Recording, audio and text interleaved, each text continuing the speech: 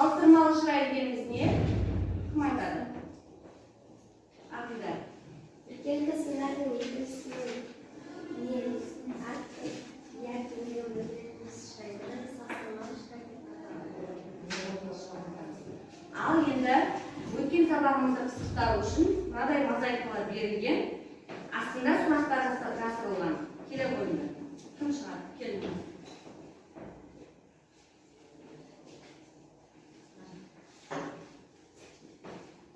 Күрделі снесінге мысал келтір. Күрделі снесін дегеніміз не екен? Екі түбірден құралатын снесінің бірі күрделі снесі деп аталады. Мысалы, ұзын бойлы,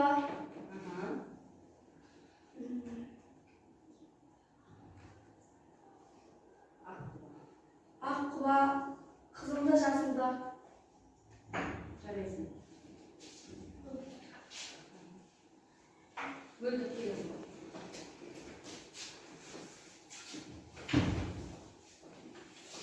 Сын есім дегеніміз не? Заттың құбылыстың сынның сапасының төртісін білдіретін сөздердің сын есім. Жарайсың. Сұрақтары? Қандай Қай деген сұрақтарға жауап береді. Ақида келе ғой.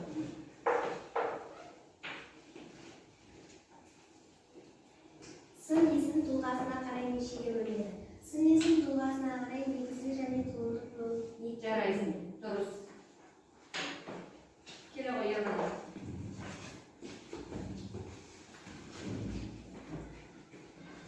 Дара снесін дегеніміз не? Дара снесін бір түбірден жасалатын снесінің саны, снесінің түрі. Дара снесін әдемі, көрікті, алғыр деген мысалдар келтіруге болады. Кел, аян.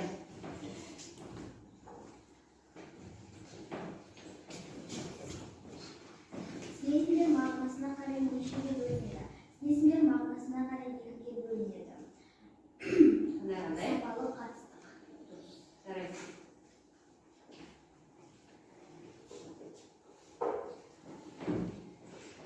Ал балалар, суретте нені көріп тұрмыз? Әуе көліктері. Бүгінгі сабағымыздың тақырыбы көліктері екен, иә? Енді өткен сабағымызда қызығушылықты ояту үшін артығын алып таста деген семантикалық картаны толтырамыз. Бірінші топ зымыран тобы, екінші топ тікұшақ тобы.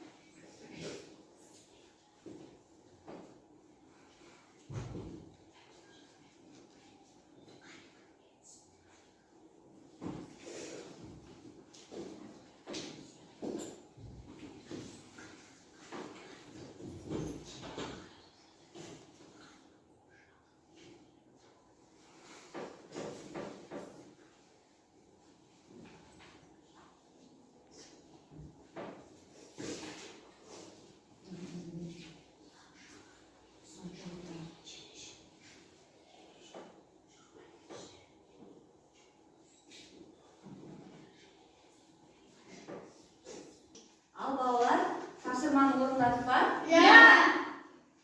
Бірінші топ. Кім сендердің жауаптарын тыңдайық? Кім шығады? Армдар. Бірінші қатарда машина, велосипед, ұшақ. Велосипед себебі велосипедте мотор жоқ. Екінші poyezd, mashina. Qayiq, sebebi u suvda yüzеді. Qayiq, uçak, жүк көлігі, avtobus. Uçak, sebebi u әуеде жүреді. Velosiped, mototsikl, avtobus, poyezd. Poyezd, sebebi u жолда жүрмейді. Екінші топ. Зымыран тобынан. Кім жауап береді? Аяғы. Машина, велосипед, ұшақ. Велосипед, себебі олда мотор жоқ. Qayiq, mototsikl, poyezd, машина. Qayiq, себебі ол суда жүреді. Qayiq, ұшақ, жүк көлігі, автобус. Жүк көлігі, себебі ол адам тасымайды. Велосипед, мотоцикл, автобус, поезд. Поезд, себебі ол жолда жүреді. Ал енді жауаптарымызды бір-біріміздің жауаптарымызға қалайықшы? Топтар. Бірінші топқа бас салмақ тәсілі арқылы. Екінші топ. Жарайсыңдар. Ана өшіге салсын. Телефон шықты. Мәтінге қараймыз балалар. Әуе көліктері.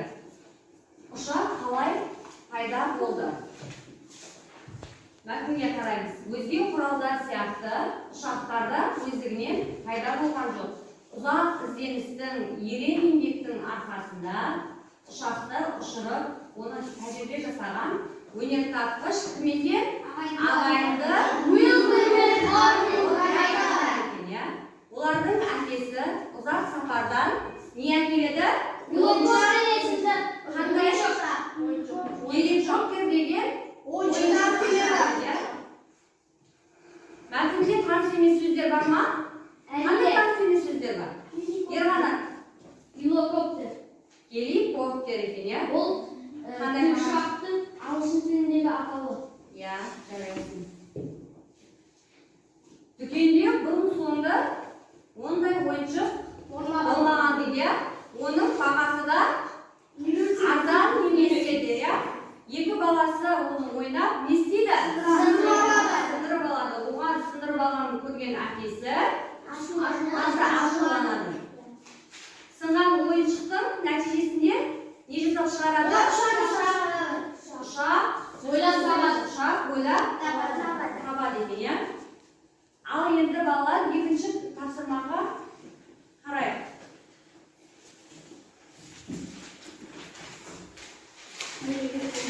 Қазіргі заманғы ұшақтарды сипаттайтын сын есімдері тауып, күшейтпелі шырай формасында түрлендіріңдер дейді. Күшейтпелі шырай дегеніміз не екен?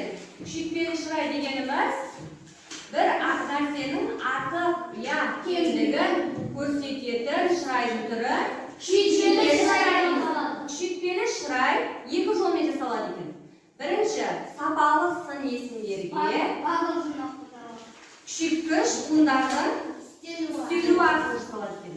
Ал екінші, тым, өте, орасан, аса деген сөздердің тіркесуі арқылы жасалады екен, я? Үлгіге қарап, тақтаға жазамыз. Кім шығады? Ақида, келеді.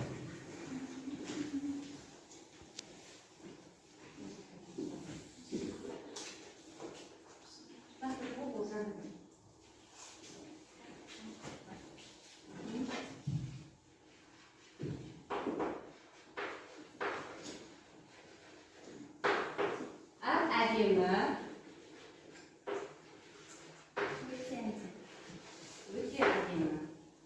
Яғни әдемі деген қандай сын есім? Сапалы сын есім, я? Оның алғашқы буынына күшейткіш буынның түзелуі арқылы болады. Ерғанат, келе ғой.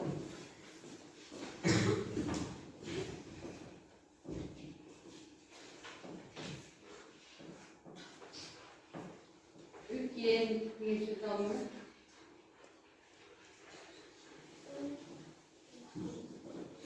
Үлкен жазып аламыз.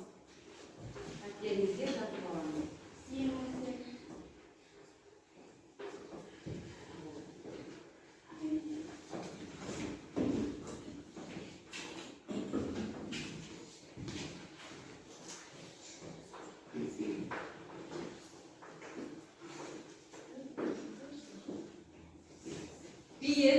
түсінесің алдыңда? Иә. Биік деген бір биі биік. Жарайсың өзі. Және кім шығады? Аяғы.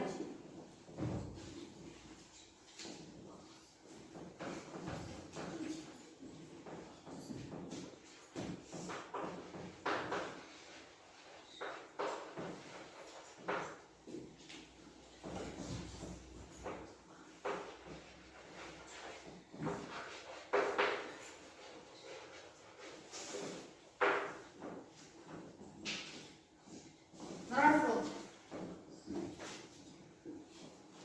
Мағжан келе ғой.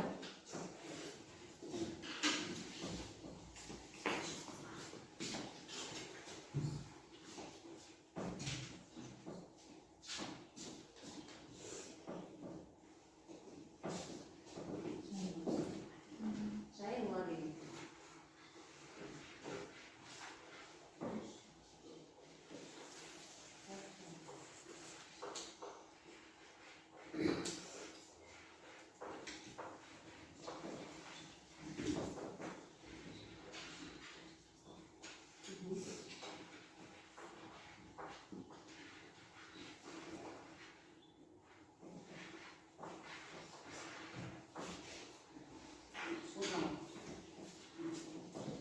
Дәптерге жазып аламыз. Мақпал келе ғой. Қандай сөз?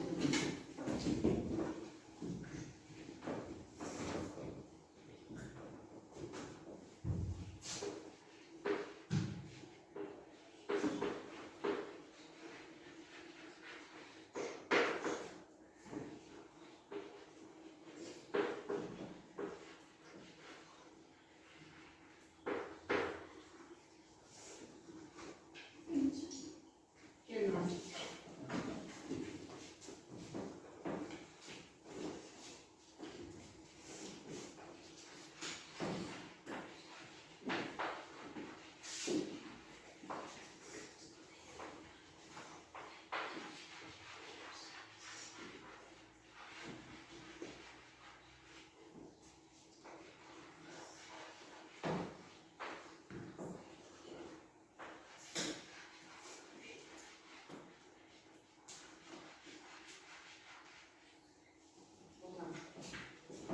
Жас болып па?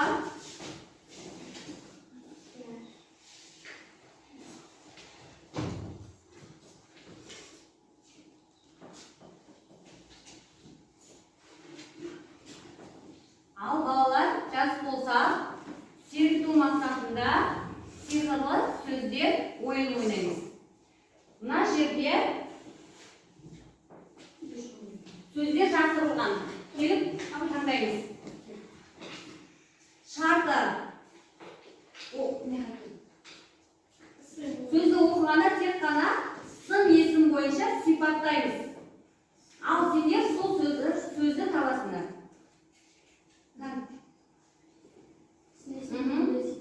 Домалақ. Өзі домалақ. Қандай? Өзі домалақ дейді. Сапсара. Дұрыс айтасың, өзі. Жарайсың. Кел аңында.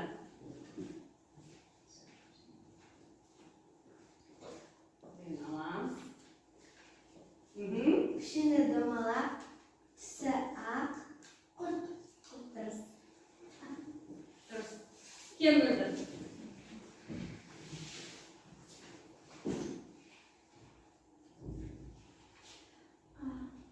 Сырты қатты. Іші қысыл. Қарбыз. Дұрыс. Марғұлан кел.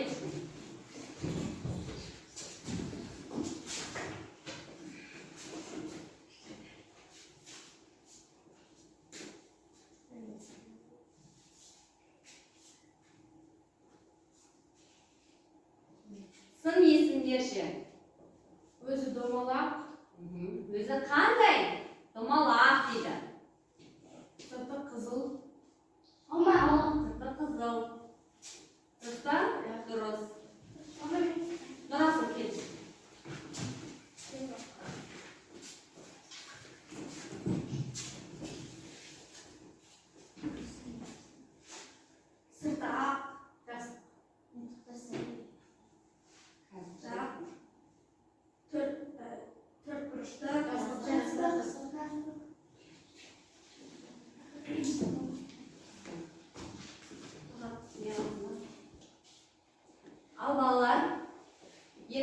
тапсырмамыз мәтін бойынша сұрақтар құрастыру.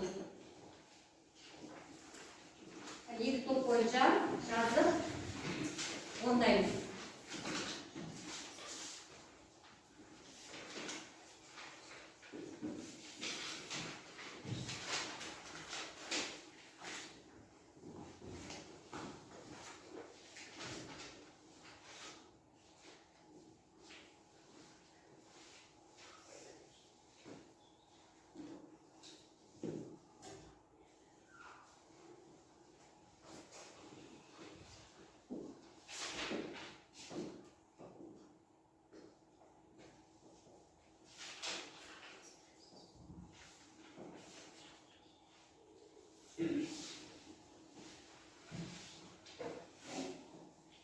Мәтін бойынша құрастырамыз. Мәтінге қарап. Ұшақ қалай пайда болды?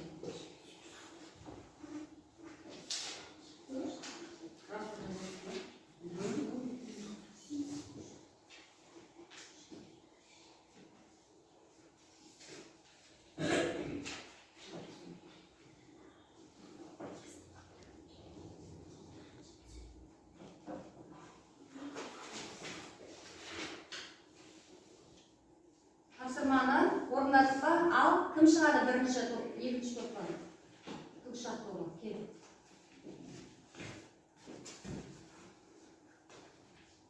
Бірінші сұрақ. Алғашқы ұшақты кім ойлап тапты? Юрбур мен Орвилайтар. Екінші сұрақ. Оларға не ой тиді?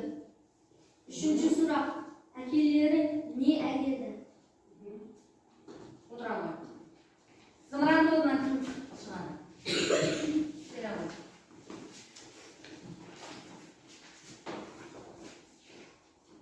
Ұшақты ойлап тапқан кім? Екінші сұрақ. Ұшақ қалай пайда болды? Үшінші, олар ұшақты неге қарай шығарды? Дұрыс, жарайсыңдар. Отыра ғой. Ал балалар, бүгінгі сабақтан түсінген әрекетіміз бойынша баспалда, білім баспалдағында өз білімімізді бағалаймыз. Қанеки?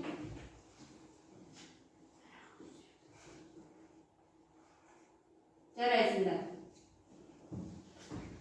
Үйге 5-ші тапсырманы орындаймыз. Суреттегі құс пен ұшақты байланыстырып, адам қиялы шындық тақырыбында мәтін жазып келеміз. Бүгінгі сабақ түсінікті ме балалар? Иә. Қош сау болыңдар.